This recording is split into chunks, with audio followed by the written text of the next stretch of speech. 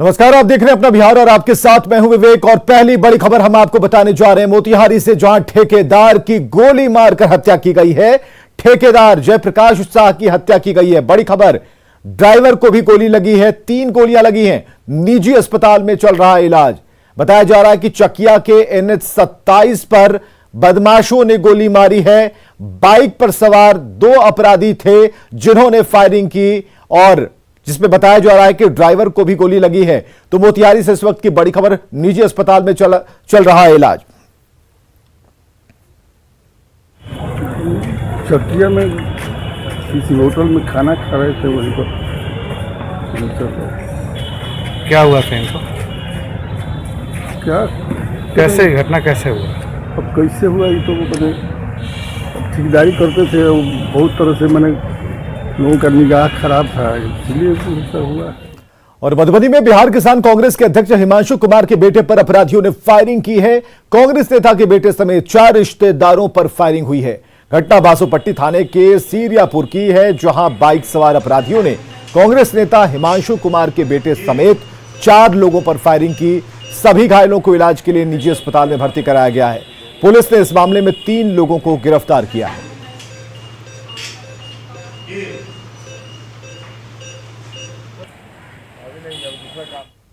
प्रशासन की कि मेरे और मेरे परिवार के ऊपर खतरा है। छोटे छोटे मासूम बच्चों के ऊपर घात लगा करके अपराधियों ने गोली चलाया है। राम नरेश ठाकुर, चंदन ठाकुर, मुकेश ठाकुर, वेदानंद चौधरी, सतीश चंद्र चौधरी, धर्मदत्त चौधरी, अमित चौधरी, अजय कुमार चौधरी, रामलाल चौधरी, ये सभी लोग घात लगा करके हमला किया है और अपने अपने हथियार से अंधाधुंध फायरिंग किया है। पटना सिटी के सुल्तानगंज थाना के दरगाह रोड में कल हुए मोहम्मद अमजद हत्याकांड का सीसीटीवी फुटेज आ गया है। बाइक सवार मोहम्मद अमजद हथियारबंद अपराधियों ने गोली मारकर उसकी हत्या की और फरार हो गए। वायरल वीडियो में देखा जा सकता है कि बाइक सवार मोहम्मद अमजद के साथ उसके दूसरे साथी भी हथियार से लैस थे और साथ ही फायरिंग कर बाइक से जा रहे थे। और जैसे ही मोहम्मद अमजद की गाड़ी करबला मोड़ के पास पहुंची, पहले से घात लगाए अपराधियों ने फायरिंग शुरू कर दी। गोली लगने से मोहम्मद अमजद की मौत हो गई। घटना को अंजाम देने के बाद अपराधी मौके से चलते बने और यह भी बताया जा रहा है कि अपराधियों की मंशा मोहम्मद ललवा उर्फ इमरान की हत्या करना था, लेकिन गोली बाइक चला रहे मोहम्मद अमजद को जा लगी, जिससे उसकी मौत हो गई और आपसी रंजिश में हत्या की आशंका जताई जा रही है। तो ये वो सीसीटीवी फुटेज है। अफरा तफरी का माहौल हो गया और किस तरीके से अपराधी आए और उसके बाद उन्होंने फायरिंग की, आप देख सकते हैं। और हवाई फायरिंग भी की गई है और जो फायरिंग करने वालों को बीच में बिठाया गया। तो आपसी रंजिश में हत्या की आशंका बताई जा रही है। ये 2 तस्वीरें, एक सीसीटीवी की तस्वीर जिसमें भाग रहे हैं लोग और जैसे ही फायरिंग हुई सभी लोगों ने इधर उधर भागना शुरू कर दिया।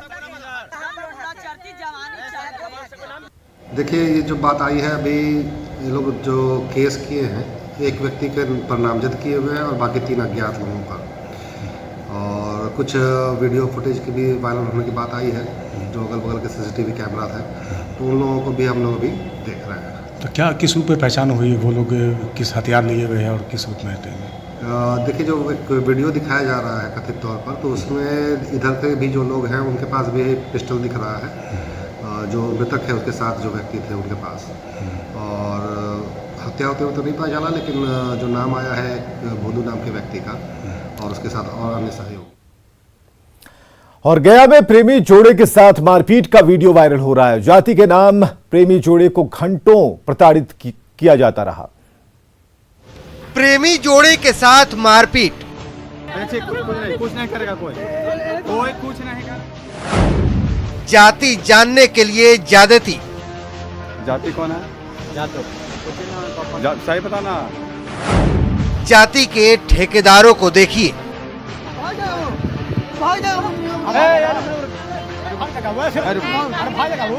बांध दो तारवा में। प्रेमी जोड़े की पिटाई का वायरल वीडियो तो आपने बहुत देखा होगा। आज जाति के नाम पर जाति देख लीजिए। जाति कौन है? जातो कुछ ना सही पता ना, ऐसे ना बताना कि ज्यादा भाना है। तो वायरल वीडियो गया के कोस थाना क्षेत्र के कमल बीघा का बताया जा रहा है। ये प्रेमी जोड़ा बाइक से कहीं जा रहा था। कोंच थाना क्षेत्र के कुछ लफंगों ने इन्हें रोक लिया और लगे लड़का लड़की की जाति पूछने। तुम तो ज्यादा ना हो? ज्यादा है ना। आधार कार्ड दिखाओ भाई। तो चुप रहो तुम, आधार कार्ड दिखाओ। कुछ नहीं तुमको, कोई कुछ नहीं करेगा, छोड़ देगा, छोड़ देंगे, छोड़ देगा, तेरा कौन लेके जाएगा? तू कौन जात है? तू जाति बताओ ना खाली। गलत काल बोला यार, सही बात बोला, फांसी दे देता है।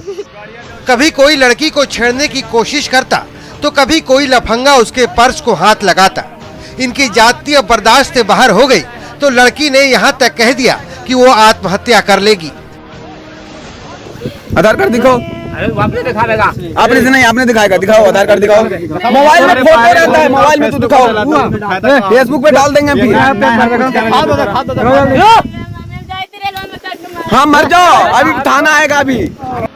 जाति जानने के लिए लफंगे कभी इस प्रेमी जोड़े का आधार कार्ड मांगते तो कभी घर वालों के नंबर। लड़की बार बार हाथ जोड़ती, गुहार लगाती, लेकिन इसका कोई असर इन लफंगों पर नहीं हुआ। घर का नंबर दो, घर का नंबर दो, हम घर का नंबर दे दो। गाड़ियाँ दो, चाबी लेके आवेगा। अरे लेके आओ, तू लेके आओ। वायरल वीडियो कोंच थाने की पुलिस तक भी पहुंच चुकी है। पुलिस वीडियो के पीछे छिपे घिनौने चेहरे को कब तक पकड़ती है ये देखना होगा, लेकिन हम आपको इनमें से कुछ मंचलों का चेहरा दिखाते हैं। देखिए, गुनहगार नंबर 1, गुनहगार नंबर 2, गुनहगार नंबर 3, गुनहगार नंबर 4। अगर आप इनमें से किसी को पहचानते हैं तो तुरंत पुलिस को बताएं ताकि ये हैवान सलाखों के पीछे पहुंच सके। न्यूज़ 18 के लिए गया से एलन लेली की रिपोर्ट।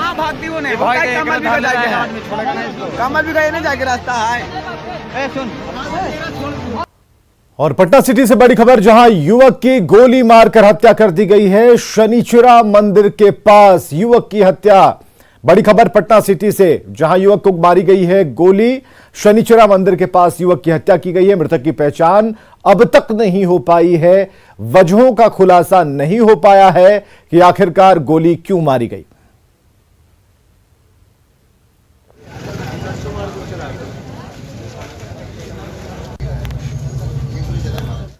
और खबर है गोपालगंज से, जहां चोर एटीएम काट कर करीब 10 लाख रुपए ले उड़े। हैरानी की बात है कि बैंक को मामले का पता 3 दिन बाद पता चला।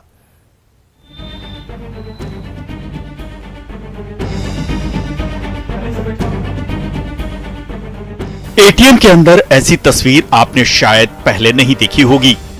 देखिए, एटीएम के जिस हिस्से में नोट भरा होता है वो खुला है और नोट नदारद। ये तस्वीर है गोपालगंज के थावे इलाके के गोपाला मठ की, जहां चोरों ने गैस कटर से एटीएम काटा और कैश बॉक्स में रखे 9,65,000 रुपए लेकर फरार हो गए।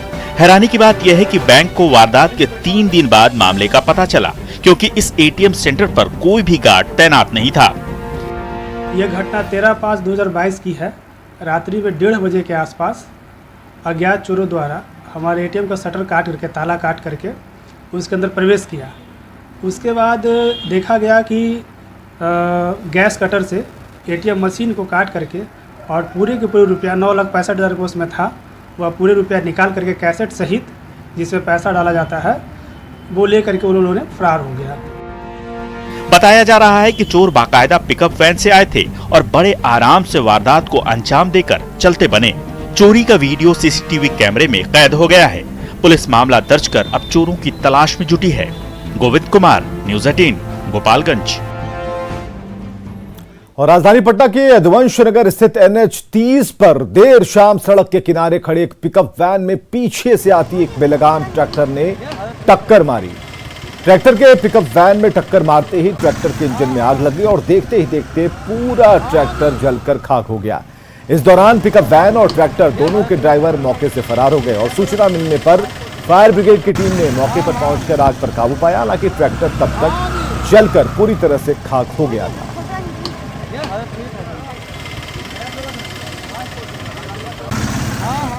कटिहार में अपराधियों ने दिहाड़े बाइक शोरूम के कैशियर की हत्या कर दी। कैशियर शोरूम से निकलकर पैसा निकालकर जमा करने जा रहा था, जहां पहले से हाथ लगाए बैठे अपराधियों ने उसे गोली मारी, कैश लूटा, फरार हो गए।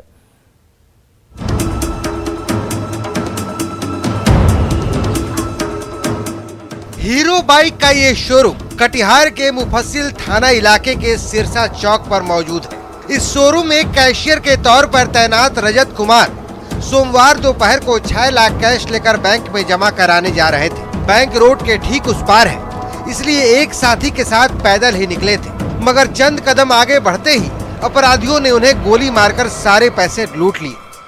बताते चले ये हीरो होंडा शोरूम है और इससे महज चंद कदम के दूरी में ये कोटक महिंद्रा बैंक है।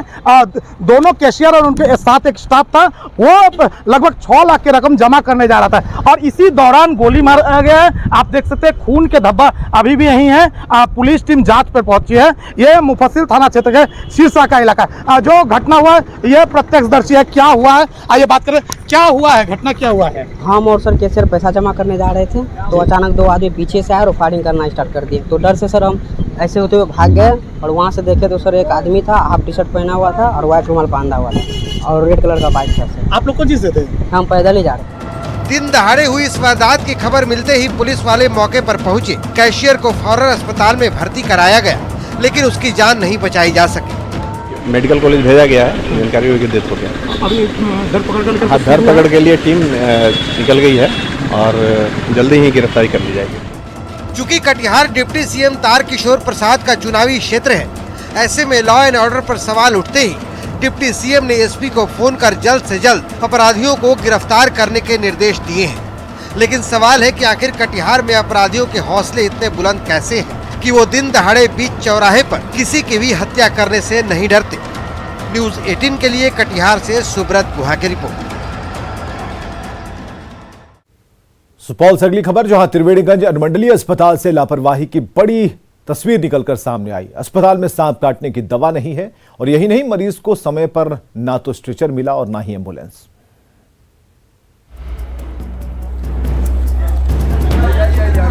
हाथ बना स्ट्रेचर, गोद में बीमार और हाथ में ही पानी चढ़ाने वाली बोतल। देख लीजिए, ये सुपौल के स्वास्थ्य विभाग की हकीकत है।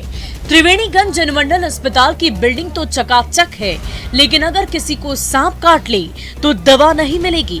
अब इस महिला को ही देख लीजिए। रंजना देवी को खेत में जहरीले सांप ने काट लिया। घर वाले आनंद फानन में रंजना को अस्पताल ले आए, लेकिन अस्पताल में इलाज तब होगा ना जब दवा होगी। जो इंजेक्शन था वो भी एक्सपायर्ड। इंजेक्शन का जिक्र हुआ था। हाँ, एवीएस का जिक्र था, लेकिन मेरे पास उतना फाइल नहीं था। एक फाइल बचल था, क्या होगा इसमें।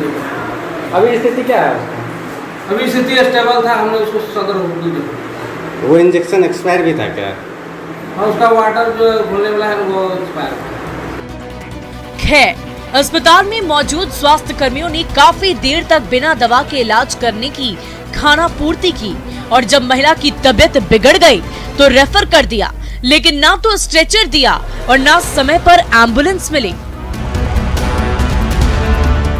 इलाज नहीं चल रहा है, कुछ नहीं, एकदम मामूली खाना पूरी हो रहा है। रेफर किया गया क्या इसको? इसके बाद अब जब पेशेंट का हालत गड़बड़ बिगड़ा है तो यहाँ से रेफर किया जा रहा है। तो आपको एम्बुलेंस मिला? कुछ नहीं, अभी तक कुछ नहीं मिला है। आ रहा है। सवाल है कि ये कैसी स्वास्थ्य व्यवस्था है और इतनी बड़ी लापरवाही के लिए आखिर कौन जिम्मेदार है? क्या ऐसी लापरवाही पर कोई कार्रवाई होगी? न्यूज़ 18 के लिए सुपौल से अमित कुमार झा की रिपोर्ट। सीएम नीतीश कुमार के वैशाली पहुंचने से पहले सुरक्षा में तैनात डीएसपी एस पंजियार वहां पहुंचे। कुछ पत्रकारों से उलझ गए। पत्रकार कार्यक्रम को कवर करने पहुंचे थे, जिन्हें डीएसपी ने रोक दिया। बात बढ़ी तो उन्होंने पत्रकारों के लिए अपशब्द का इस्तेमाल किया, जिससे पत्रकार भड़क गए और दोनों तरफ से तू-तू मैं-मैं होने लगी। इसके बाद जब सीएम पहुंचे तो पत्रकारों ने उनसे कार्रवाई की मांग की, जिस पर सीएम ने कहा कि तुरंत कार्रवाई होनी चाहिए। हम चल रहे हैं, थेथर आप अभी बोले किसको? अरे चलो, क्यों दे रहे हैं आप गाली अभी हम लोगों को? क्यों दे रहे हैं गाली अभी? बात का तरीका ही नहीं, कुछ भी बोल रहे हैं। थेथर बोल रहे हैं, बहुत देख लिए। हाँ, स्थिति है साहब। कौन सी समझ इतना कहा जा रहा है, समझ में नहीं आ रहा है। कहाँ कहा जा रहा है, क्या कहा जा रहा है, कहाँ लगा दिए हैं बैरियर? बताइए हो या क्या हो। अरे कहाँ बैरियर लगा दिए हैं? रोक देते हैं वहीं, नहीं आना यहाँ। तुरंत अभी हो गया बाबू, चलिए बाबू, चलिए तुरंत अभी हो गया बाबू, चलिए बाबू, चलिए तुरंत अभी हो गया बाबू, चलिए बाबू, चलिए तुरंत अभी हो गया बाबू, चलिए बाबू। जातीय जनगणना के साथ अब बिहार में जनसंख्या कानून को लेकर घमासान छिड़ा है। बीजेपी जनसंख्या नियंत्रण कानून की मांग कर रही है तो जेडीयू समेत दूसरे दलों की राय इस पर बिल्कुल अलग है।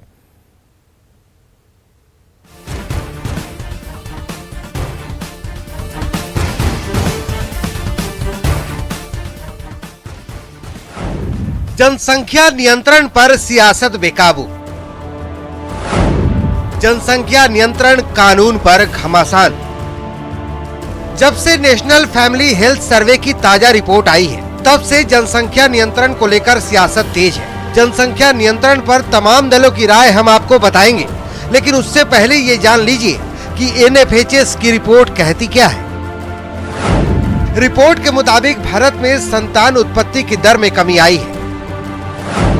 संतान उत्पत्ति दर 2.2 से घटकर 2.0 रह गई है। बिहार में संतान उत्पत्ति दर राष्ट्रीय औसत से ज्यादा है। बिहार की संतान उत्पत्ति दर 2.91 है। अल्पसंख्यकों, खासकर मुसलमानों की तेजी से बढ़ती आबादी को आधार बनाकर बीजेपी जनसंख्या नियंत्रण कानून बनाने की मांग करती रही है और हिंदुओं के अल्पसंख्यक होने का खतरा बताती रही है। बीजेपी की इस मांग पर जेडीयू समेत तमाम दलों की राय अलग अलग है। माननीय नीतीश कुमार जी ने बेटियों के शैक्षणिक संवर्धन, उनके स्वावलंबन और उनके विभिन्न विधाओं से निपुण करने के उपरांत पिछले 15 वर्षों के आंकड़े इस बात के गवाह हैं कि बिहार में टीएफआर दर में जो सुधार करने का हमारा रेट है वह राष्ट्रीय औसत से 30% बेहतर है। कांग्रेस पार्टी के नजर में जनसंख्या नियंत्रण को लेकर कोई कानून बनाने की आवश्यकता उतनी अधिक नहीं है जितनी कि हम समाज में जागरूकता फैलाएं। महिलाओं के स्वास्थ्य को लेकर, नवजात बच्चों के स्वास्थ्य को लेकर कई प्रकार की रिपोर्ट्स बिहार में आ रही है, लेकिन अगर बिहार में जनसंख्या तेजी से बढ़ रहा है, उस पर कोई नियंत्रण नहीं है, तो मैं समझता हूं जो राज्य सरकार है और जो उसकी एजेंसियां हैं उन्हें इस दिशा में कानून के विकल्प को अपनाने के बजाय जागरूकता फैलाना चाहिए। लेकिन जिस तरह से बीजेपी जनसंख्या नियंत्रण कानून पर जोर दे रही है, उसी तरह महंगाई नियंत्रण और बेरोजगारी नियंत्रण, अपराध नियंत्रण, भ्रष्टाचार नियंत्रण पर क्यों चुप है? जाहिर है जनसंख्या पर जुबानी जंग के पीछे सियासत का नफा नुकसान है। पटना से न्यूज़ 18 के लिए आनंद अमृतराज की रिपोर्ट। और आगे देखिए जोहार झारखंड।